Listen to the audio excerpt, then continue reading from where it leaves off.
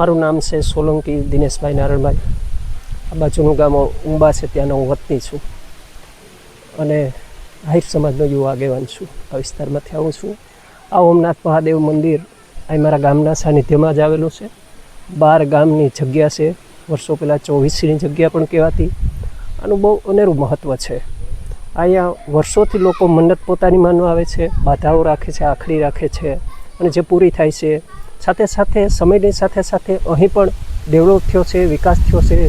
જેમાં ખાસ કરીને આ વિસ્તાર તાલુકા પંચાયતના સદસ્ય તરીકે શરમણભાઈ સોલંકી ચૂંટાણા અને તાલુકા પંચાયતના પ્રમુખ બન્યા. જેમણે 2 થી 5 કરોડ રૂપિયા સુધીની ગ્રાન્ટ આપીને અહીં વિકાસ કર્યો છે.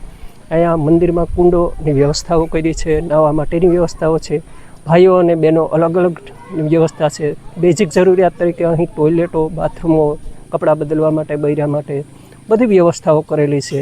આ મંદિર હાલ રાજેન્દ્રદાસ બાપુ છે, આ મંદિરના મહંત છે અને વર્ષો પહેલાં આ મંદિર ઉપર જ્યારે સોમનાથ મહાદેવની સમકક્ષ કક્ષાનું આ મંદિર ગણાય છે.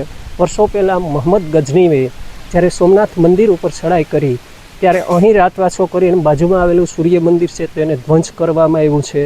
એટલે ત્યારે આ મંદિરની જાહો જલાલી કેવી હશે એના ઉપરથી પણ આપણે વિચારી શકીએ છીએ કે દૂર દૂર સુધી આ મંદિરની ખ્યાતિ પ્રથરાયેલી હશે. તેમ છતાં પણ આ મંદિરમાં હાલ બહુ સારો વિકાસ થઈ રહ્યો છે. ટુરિઝમ તરીકે પણ બહુ સારો વિકાસ થઈ રહ્યો છે અને હજી પણ વધુ વિકાસ થશે એમને અમે અપેક્ષા છે.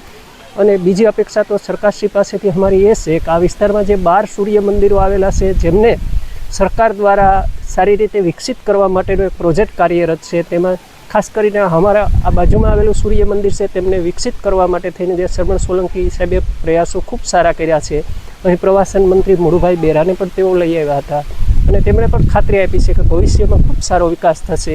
બાદ અહીં આમાં સામાજિક રીતે આહિર સમાજના મુખ્ય ગામડાઓ છે, સાથે સાથે 18 વરણ રહી છે. પણ આહિર સમાજના અહીંયા અમે આવતા 7/2ની અંદર એક બહોળા સમૂહ લગ્ન મહોત્સવનું પણ આયોજન કરવા ઓરેગી છે. એમાં 18 વરણના લોકો આમંત્રિત તરીકે હશે. તેમ છતાં પણ વ્યવસ્થાઓ ઘણી સારી છે એવી મને લાગે છે અત્યારે. મારું નામ કામડિયા દેવસીભાઈ ધાનાભાઈ છે. બાજુના મલોંઢા ગામનો વતની છું, ત્યાં માજી સરપંચ છું. ઓમનાથ મહાદેવની જગ્યાની બાજુમાં જે મારી જમીન આવેલી છે ત્યાં હું અત્યારે રહું છું. ઓમનાથ મહાદેવનું પ્રાચીન મંદિર આવેલું છે. અહીંયા સૂર્ય મંદિર પણ બહુ પ્રાચીન આવેલું છે અને અહીંયા બચપનથી જ અમે અહીંયા દર્શને આવીએ છીએ. કાયમી માટે અમે આને જ સાનિધ્યમાં રહીએ છીએ. અહીંયા 12 ગામનું આ ધર્મક્ષેત્રની અંદર 12 ગામ આવેલા છે. તેના હજારો લોકો અહીંયા રોજ દેવ દર્શને આવતા હોય છે. ભૂતકાળમાં તો કંઈ એટલું બધી કંઈ અહીંયા મંદિરનું કંઈ મહાત્મ્ય નહોતું. બહુ અહીંયા રસ્તાનો ને બધી અભાવ હતો. હાલમાં પૂર્વ પ્રમુખ અમારા શરમણભાઈ સોલંકી દ્વારા અહીંયા ઉંબાથી પણ આવી શકાય, મલોંઢાથી પણ આવી શકાય, આમ ખેરાડીથી પણ આવી શકાય, આમલિયાળાથી પણ આવી શકાય. ચારે દિશાએથી રસ્તાનું સુંદર મજાનું આયોજન કરેલું છે. અહીંયા હાલમાં 2 શેડનું પણ આયોજન કરેલું છે. પાણીના કુંડ પણ અહીંયા બનાવેલા છે. તેથી બાજુમાં વેરાવળ સિટી આવેલું છે. ત્યાંથી હજારો લોકો અહીંયા આ શ્રાવણ મહિનામાં નાહવા માટે આવતા હોય છે. અહીંયા સપ્તાહનું કથાનું રામકથાનું પણ ગત મહિનામાં 4થા મહિનામાં આયોજન કરેલું હતું. 50 થી 60 હજાર માણસોએ અહીંયા મહાપ્રસાદનો પણ લીધેલો હતો. આવા અવારનવાર અહીંયા આવા કામ થતા હોય છે. અમારા મહંત શ્રી રાજેન્દ્રદાસ બાપુ જે નિર્મોહી અન્ય અખાડાના મહંત છે અખિલ ભારતી, તે પણ તેમના ગુરુ લાલદાસ બાપુ, તે પછી તે અહીંયા રાજેન્દ્ર બાપુએ પણ અહીંયા કમાન સંભાળી છે વિકાસની. અહીંયા આવનારા શ્રાવણ મહિનાની અમાસનેથી મેળાનું પણ આયોજન છે. દર વર્ષમાં અહીંયા 2 મેળા યોજાય છે. એક ચૈત્ર મહિનાની નૂમની દિવસે અને એક શ્રાવણ મહિનાની અમાસ નદી. એ પણ આયોજન અહીંયા થતું હોય છે. શરણભાઈ દ્વારા અગાઉ અહીંયા એક કોમ્યુનિટી હોલનું પણ આયોજન કરેલું છે. તે પણ અત્યારે ઊભો છે. 2 શેડનું પણ આયોજન કરેલું છે. 5,000 માણસો ઓછામાં ઓછા ચાલુ વરસાદમાં પણ અહીંયા પોતાનો પ્રસંગ ઉજવી શકે તેવી વ્યવસ્થા સુંદર મજાને અહીંયા કરવામાં આવી છે. અને હજુ પણ આ પ્રગતિ અવિરત કાર્યરત છે. સ્ટ્રીટ લાઇટનું પણ બહુ મોટું આયોજન છે. આવનારા દિવસોમાં અહીંયા આજુબાજુના ગામડાના લોકો બધાય લગ્ન પ્રસંગનો પણ કાર્યક્રમ અહીંયા રાખતા હોય છે. આવી રીતે એક સુંદર મજાનું આ ઓમનાથ મહાદેવની જગ્યામાં આયોજન થઈ રહ્યું છે. હું બામણિયા કાના કરશન બોલું. હું અહીંયા 82 વર્ષથી મારી અવર જવર અહીંયા ચાલુ છે. પછી મેળા થાય, પછી શ્રાવણ મહિનાની અંદર ભક્તો આવે, બધા 5-6 ગામના આવે અહીંયા અને પૂજા પાઠ કરે, બાપુને જમાડે, ભગવાનને જમાડે અને બધી વ્યવસ્થિતથી કામકાજ હાલે. પછી આ શરમણભાઈ આવ્યા પછી આનો ઉમલાસનો વિકાસ 5 વર્ષથી એકદમ ઊંચો આવી ગયો અને હજી વધવામાં જ છે. અને આ મંદિરનું મહત્ત્વ પણ બધાને સમજાય એવું કે અહીંથી કોઈ લઈને જ જવું, અહીં જેટલું આપણાથી ખિસ્સામાં ન હોય તો ઉછીના લઈને અહીં નાખવું અને અહીં કરવું, એવી ભાવના આ લોકોને અહીંયા આસપાસના ગામડાવાળાનો છે.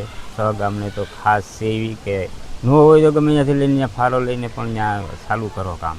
કામી બેઠા કંઈ જરૂર પડે, કંઈ કામની જરૂર પડે, કંઈ પૈસાની જરૂર પડે તો અડધી રાતે ગામ ઊભું રહે. બરાબર. પછી ઉમલા દાદાનું મહત્ત્વ પણ આમ માનતા છે. આ ખેતી છે કોઈ દી કોઈને આમ હાસા દિલેથી કરે તો કોઈ દી ફળીફૂટ થતી નથી. કમ્પ્લીટ રેડી થઈ જાય એનું કામકાજ. પણ આનું કોઈ ખોટું જો કરે તો એને અહીંયા જ ભોગવવું પડે. એ બધાને પણ ખબર છે. 7 ગામને તો બહુ મહત્ત્વનું સારું કામ છે ને અત્યારે બહુ કામકાજ બહુ ઊંચું હાલે છે. અમે અહીં ઓમનાથના રહેવાસી છે. અહીં ઓમનાથ અમારું ગામ છે મેન. અમે અહીં કેટલા 25 વર્ષથી હું સાસરે છે. ઓમનાથનો બહુ હાઈ ક્લાસ ઇતિહાસ પણ હાઈ ક્લાસ છે, જૂનવાણી છે પહેલેથી. આ લોકોને તો પેઢી છે મારા હસબન્ડની લોકોની તો, એટલે કે જૂનવાણી જ કયો તો હાલે. ઓમનાથનું મહત્ત્વ પણ બહુ છે એકદમ. ને આ 5 વર્ષથી ભાઈ હરમણભાઈનું ઓલું બધું થયું એટલે વિકાસ પણ એકલો હાઈ ક્લાસ થયો છે. બધી કામ પણ હાઈ ક્લાસ થયું. આ બધી અત્યારે ઓમનાથનું બધી કામ પણ ચાલુ છે. અત્યારે અમુક મંદિરનું કામ ચાલુ છે, અમુક પૂરું થયું છે. બરાબર ને હાઈ ક્લાસ બધી કામ થાય છે અત્યારે. ખાસ કરીને ઓમનાથ મહાદેવના મંદિરના ઇતિહાસ વિશે આપને જેટલું યાદ હોય. એટલે જો શ્રાવણ મહિનો તો અત્યારે પવિત્ર માસ કહેવાય જ. એટલે શ્રાવણ માસમાં તો બહુ મહત્વનું, બહુ અહીં એકદમ રહેવાવાળું બધી કરવા બધી ફરવા લોકો આવે છે બહારના અત્યારે. કારણ કે આ શ્રાવણ મહિનો વરસાદ પાણી હોય એટલે બહુ એકદમ ફરવા બધા આવે અત્યારે. ખાસ કરીને જગ્યામાં કઈ કઈ વ્યવસ્થાઓ છે, ક્યાંથી લોકો આવે છે, માનતા લઈને આવે છે, તમામ વસ્તુ. એટલે ઓમનાથનું મહત્ત્વ છે. જો તમે કોઈ પણ માનતા રાખો એટલે એ તમને સંપૂર્ણ પૂરી થાય જ છે. ઓમનાથનું એક ઓલું જ છે. બરાબર ને અત્યારે અહીં લગ્ન પ્રસંગની સિસ્ટમમાં સિઝનમાં પણ અત્યારે હવે લગ્ન પ્રસંગનું ઓમનાથમાં પણ એ ગોઠવી ગયેલ છે. અને હાઈ ક્લાસ બધી સુવિધા શરમણભાઈ આપણા પ્રમુખ છે અહીંયા રાખી ગયેલ છે.